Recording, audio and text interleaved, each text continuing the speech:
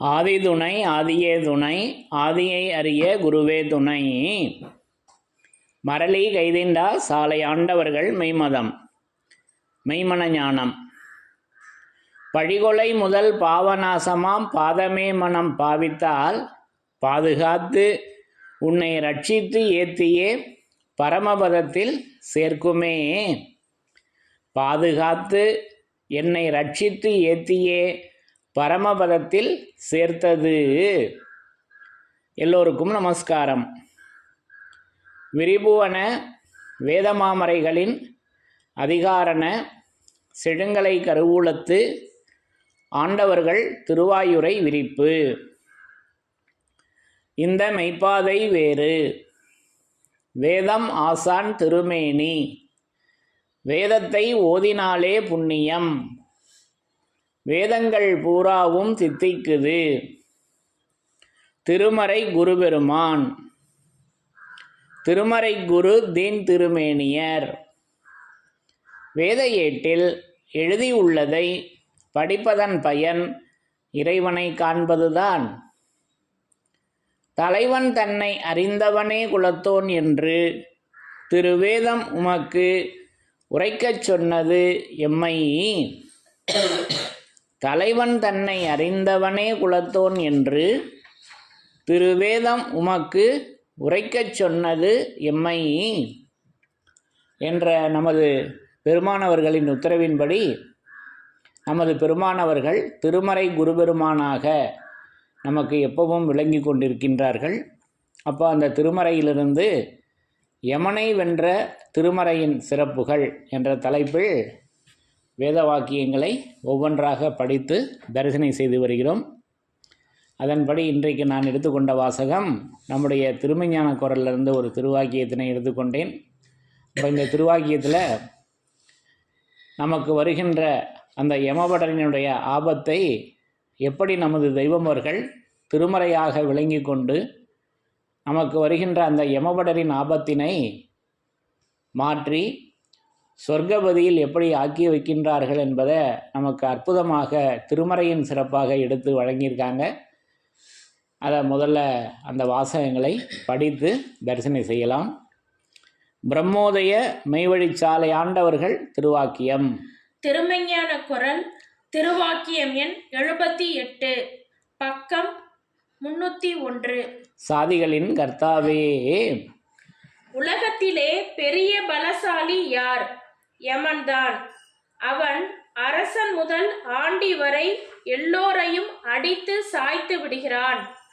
அந்த யமன் எம் கை அடக்கம் என்ற ஒரு சத்தம் எங்கிருந்து வருகிறதோ, அந்த யமன் எம் கை அடக்கம் என்ற ஒரு சத்தம் எங்கிருந்து கிளம்புகிறதோ அந்த எல்லையில்தான் வஞ்ச மரளியாகிய யமனுடைய அதிவல்லப படரை இல்லாமல் ஆக்குகின்றவர்கள் இருக்கிறார்கள். அவர்கள்தான் நிஜமான பெரிய பலசாலி. அப்பேற்பட்ட ஒருவர் உன் முன் இந்த காலத்தில் வந்திருக்கிறார்கள். அவர்கள் தூலமும் நீ பார்க்க உன் தூலம் போல்தான் இருக்கிறது. உன் அறிவு கண் கொண்டு பார்த்து அவர்களை யார் என்று கண்டு இப்பவே பற்றிக்கொள். அதுவே உனக்கு முத்தி என்று நமது குலதெய்வம் பிரம்மோதய மெய்வழிச்சாலை ஆண்டவர்கள் திருவாய் மலர்ந்து அருளி உள்ளார்கள். சாதிகளின் கர்த்தாவே. இப்போ இந்த திருவாக்கியத்தில் நமக்கு இந்த யமபடரை வெல்லுகின்ற செயலினை அற்புதமாக நமக்கு எடுத்து வழங்கி வர்றாங்க. இப்போ உலகத்திலே மிகப்பெரிய பலசாலி யார் அப்படின்னாக்கா அது யமன் தாங்க. முதல்ல யமன் தான் மிகப்பெரிய பலசாலி. அதுக்கப்புறமா தான் இருக்காங்க ஒருத்தவங்களும் இருக்காங்க. அந்த யமனை விட இன்னும் அதிக பலம் உள்ளவங்க. அதை தான் அந்த வித்தியாசங்களை நல்லா விளங்கிக்கணும், உணரணும் அந்த வித்தியாசங்களை உணரணும். அப்போ அந்த திருவாக்கியத்தில் அற்புதமாக நமக்கு எடுத்து சொல்லி வர்றாங்க. படிங்க. உலகத்திலே பெரிய பலசாலி யார்? அப்போ உலகத்திலே பெரிய பலசாலி யார்? யமன் தான். அந்த யமன் தான் பெரிய பலசாலி. அவன் அரசன் முதல் ஆண்டி வரை எல்லோரையும் அடித்து சாய்த்து விடுகிறான். ஆமா, எல்லாரையும் அரசன் முதல் ஆண்டி வரை எல்லாரையும் அடித்து சாய்ச்சிடறான் அந்த யமன். அந்த யமன் எம் கை அடக்கம் என்ற ஒரு சத்தம் எங்கிருந்து கிளம்புகிறதோ அந்த எல்லையில்தான் வஞ்ச மரளியாகிய யமனுடைய அதிவல்லப படரை இல்லாமல் ஆக்குகின்றவர்கள் இருக்கிறார்கள். அப்போ இந்த இடத்துல தான் அந்த யமன் அஞ்சுகின்ற ஆயுதம் எப்படி இருக்குது என்பதை மின்னி காமிக்கிறாங்க அல்லவா? இப்போ இன்னொரு தடவை படிங்க. அந்த யமன் எம் கை அடக்கம், அந்த யமன் எம் கை அடக்கம் என்ற ஒரு சத்தம். அப்ப யமன் கை அடக்கம் என்ற ஒரு சத்தம், அதுதாங்க நமது தெய்வம் அவர்களின் செயல். மிகப்பெரிய பலசாலி யமன். அவனை விட பெரிய பலசாலி யாருன்னா நமது தெய்வம் அவர்களின் சத்தம். நமது தெய்வம் அவர்களின் சத்தம் நல்லா விளங்கிக்கணும். தங்களுடைய சத்தம் என்று தெய்வம் அவர்கள் அந்த அருள் வர்ஷிப்பை குறிப்பிடுறாங்க. இன்னொரு தடவை படிங்க.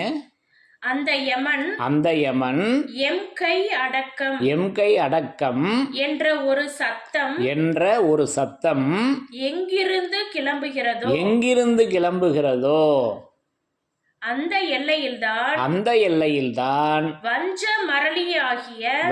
மரளியாகிய யமனுடைய அதிவல்லப படரை இல்லாமல் ஆக்குகின்றவர்கள் இருக்கிறார்கள். எவ்வளவு நேரம் நமக்கு எடுத்து சொல்லியிருக்காங்க அல்லவா? அப்போ அந்த யமன் எம் கை அடக்கம் என்ற ஒரு சத்தம் எங்கிருந்து கிளம்புகிறதோ அந்த எல்லையை நம்ம அறியணுங்க. அப்போ இது அந்த சத்தம் அப்படின்னு பேசி வர்றாங்க அல்லவா, அந்த துணி.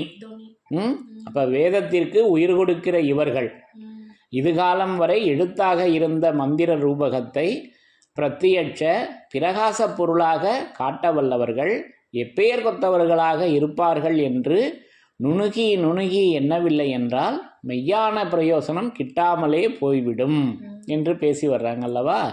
அப்போ அந்த உயிர் கொடுக்குறாங்க, அந்த துணி கொடுக்குறாங்க, அதுதான் அந்த சத்தம்.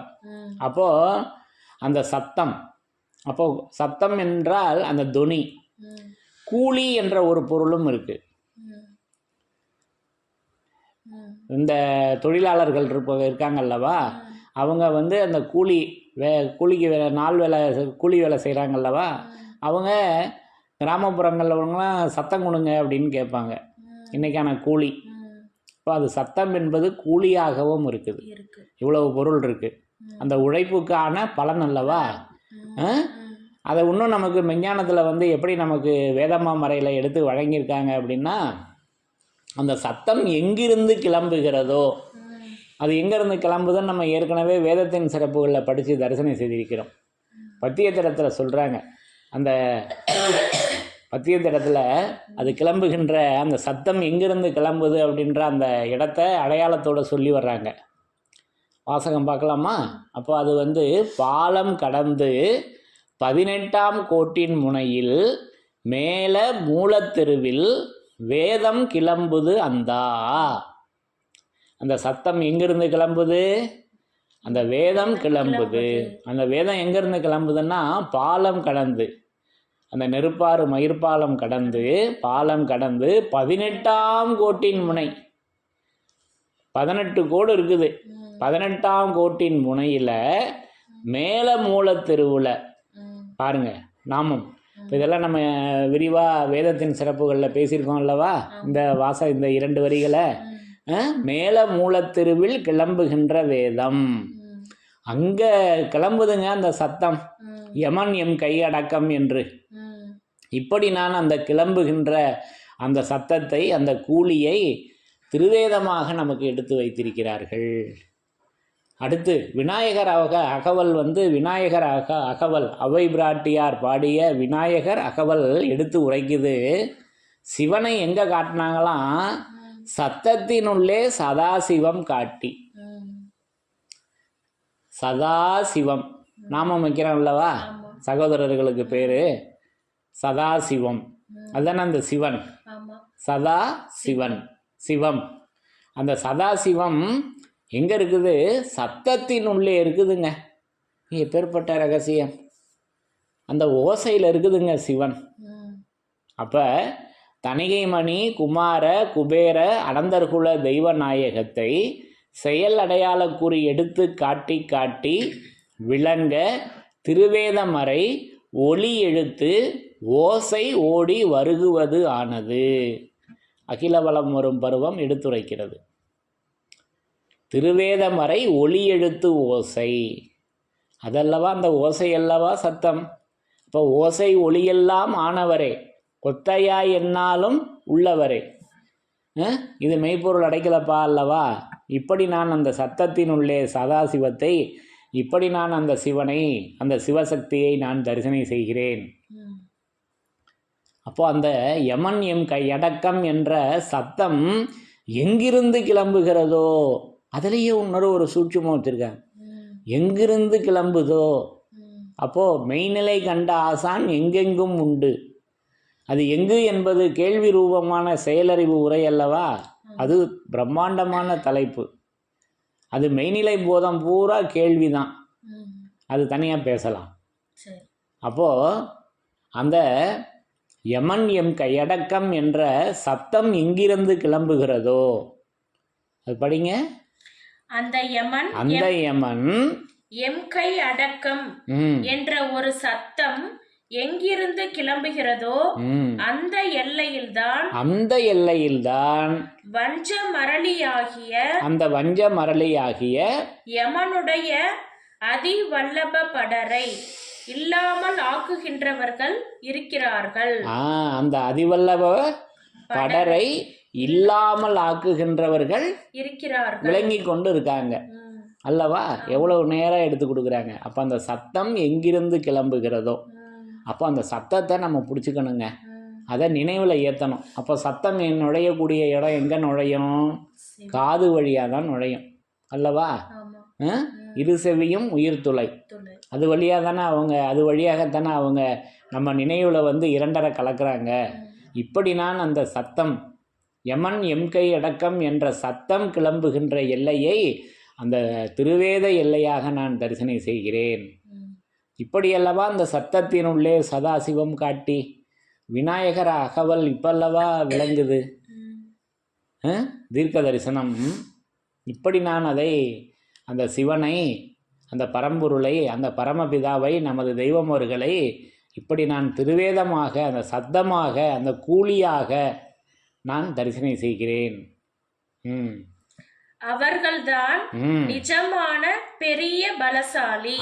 அந்த சப்தம்தான், அந்த சப்தத்தை எடுத்து பேசுறாங்க அல்லவா, அவர்கள்தான். அவர்களிடம் வந்து அந்த சப்தம் வெளியே வருது அல்லவா, அந்த சப்தம் தான் நிஜமான பெரிய பலசாலி. அதுதானே பலம்.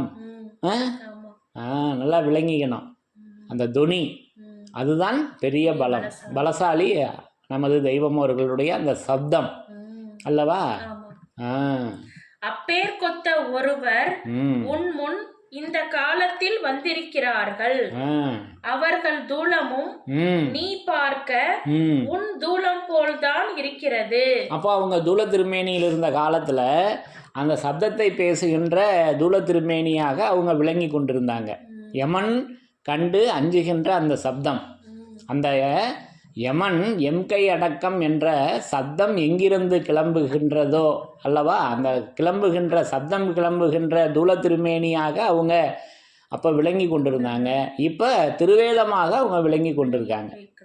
அந்த திருவேதத்திற்கு நம்ம துணை கொடுத்துட்டோம்னாக்கா அவர்களுடைய நாதமே வருது, அவர்களுடைய நாதம். அதை தான் தெய்வம் அவங்க நமக்கு 263வது திருவாக்கியத்தில் எடுத்து பேசி வர்றப்ப, எமக்கு பதிலாகவே எம்மக்கள் அந்த நெற்றி சுழிப்புடன், அந்த நெற்றி சுழிப்புடன் பூரியை எடுத்து வாய் வைத்து ஊதுகிறார்கள்.